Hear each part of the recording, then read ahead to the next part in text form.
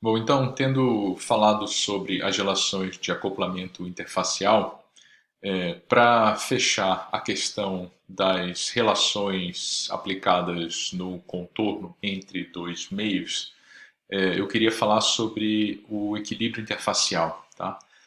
Então, a gente tinha dito anteriormente que as relações de acoplamento interfacial elas servem para escrever as condições de contorno, né? Para formular condições de contorno para problemas de difusão. Na verdade, as relações de equilíbrio interfacial, o que elas fazem, trocando em miúdos, é nos fornecer uma relação para continuidade entre fluxos, entre dois meios, certo?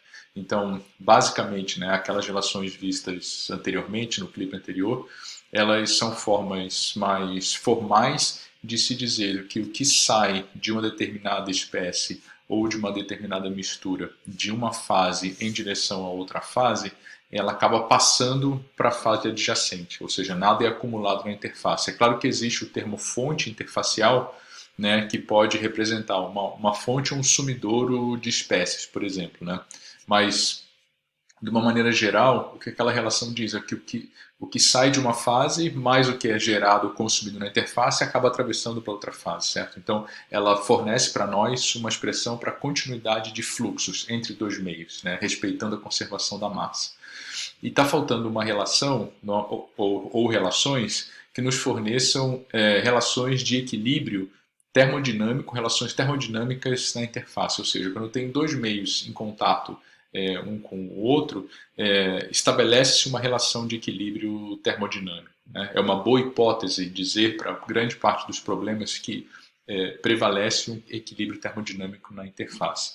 Então é exatamente isso que essa sessão tem a mostrar, certo? E isso aqui, na verdade, está amarrado com aquilo que a gente viu no capítulo 1, né? Onde foi feita uma revisão de termodinâmica e foram mostradas relações de equilíbrio termodinâmico entre sistemas. Né? Então, continuidade de temperaturas, continuidade de potencial químico que se reflete numa relação de equilíbrio de fase como essa que a gente vê aqui na tela, certo? Só que aqui eu estou fazendo questão de colocar o índice superior I, mostrando que existe equilíbrio na interface, né?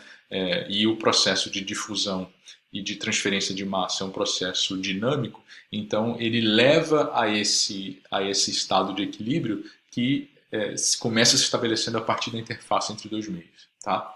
Então é isso que a gente vê aqui. Então, numa situação em que não existe reação química, né, nós dizemos que existe um equilíbrio de fases. Então, por exemplo, se for uma relação de equilíbrio líquido-vapor, essa constante de equilíbrio ou constante de partição, ela vai ser calculada a partir da lei de Raoult, por exemplo, né, num sistema ideal, tá? Líquido-vapor. Se for um equilíbrio sólido-fluido, serão aquelas relações de solubilidade que a gente viu anteriormente, por exemplo. Né? Se tiver um gás dissolvido, uma das relações vai envolver a lei de Henry, por exemplo, tá?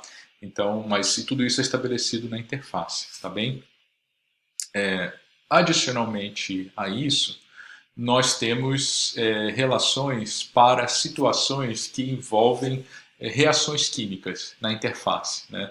Nós vimos que no balanço interfacial o termo fonte referente à reação química que produz ou consome uma determinada espécie é escrito como RI duas linhas, certo? Pode ser tanto na base mássica quanto na base molar, né?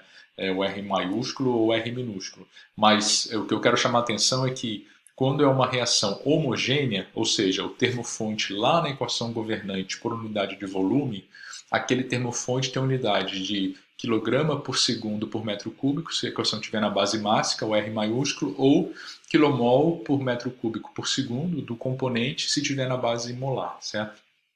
Aqui, na interface entre dois meios, nós chamamos esse termo fonte de um termo que advém de uma reação heterogênea, porque ela ocorre na interface, certo? Então, tudo aqui vai ser por unidade de área, certo? Então, vai ser quilogramas de um determinado composto por segundo por metro cúbico de área, por metro quadrado, perdão, de unidade interfacial, né? Ou de um produto, né? De um reagente de um produto, tá? Mas sempre por unidade de área, tá? Então, vale aquela mesma lógica. Eu tenho aqui a equação da reação química, né, onde R e S são os reagentes, P é o produto, né, e Rzinho, Szinho e Pzinho são os coeficientes estequiométricos da reação. Então, essa é uma reação geral, mas pode ser, por exemplo, a queima do gás carbônico, né, a queima do carbono gerando gás carbônico. Então, o Rzão vai ser C, o S vai ser O2 e o P vai ser CO2. E os coeficientes estequiométricos nessa reação bem simples vão ser 1, 1 e 1. Rzinho, Szinho e Pzinho, tá? Então, partindo do pressuposto que a gente conhece a taxa com que o reagente R é consumido, né? Então as taxas de consumo e de produção de P são escritas exatamente da mesma forma como a gente escreveu as relações para as taxas de reação homogêneas, certo? Por unidade de volume, porque a gente lê essa equação da seguinte forma, né? A taxa de consumo de S está para a taxa de consumo de R da mesma forma que os coeficientes se relacionam, certo? Tá?